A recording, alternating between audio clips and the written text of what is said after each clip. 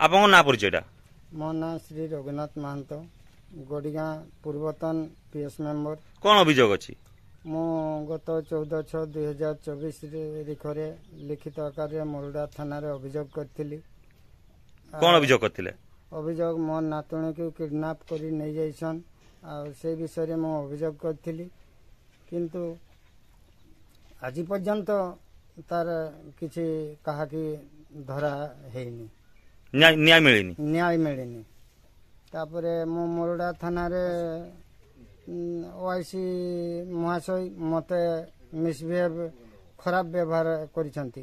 कहले कौन तुम नातुणी तार लभर थिला पळैछि तुमे मद बिक आउ तुमर तेणु तुमर झियो ता संगे लभर अछि तेणु से पळैछि। झियर बयस होइतिला ना सबळिका? बयस होइतिला। देई कि ताकू झियो को आणले शेषरे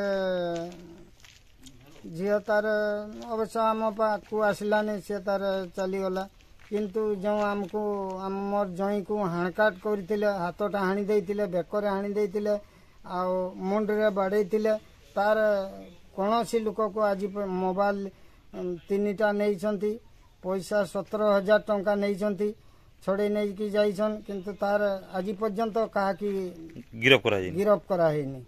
कौन दाबी रहउछ आपनकर?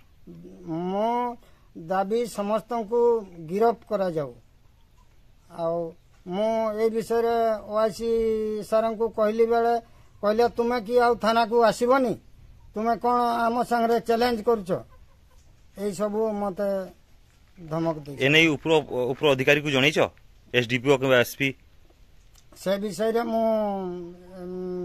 थाना जतबेले धरा नहला मु जतबेले कहली थाना रे बसिबी लिखित आकार थाना रे देइतिली एवं एसपी महाशय को मेसेज करतिली आ आज पर्यंत कौन न्याय मु पाइनी।